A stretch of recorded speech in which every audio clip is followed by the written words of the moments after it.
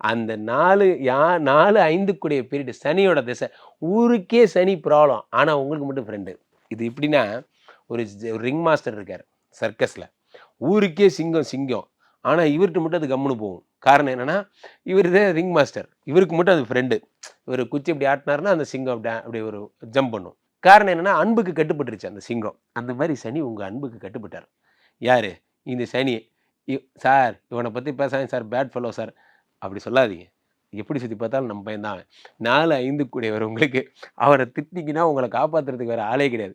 காரணம் என்னன்னா, சனியே ஆனாலுப்பட்ட சனி உங்களுக்கு ஃப்ரெண்டுங்க. 4, 5 கூடியவர் அவரு. இத போய் நான் வெளிய சொல்ல முடியுமா சார்? உங்க ஜாதகத்துல யாரு உங்களுக்கு நட்பு கிரகம்? சனி தான்.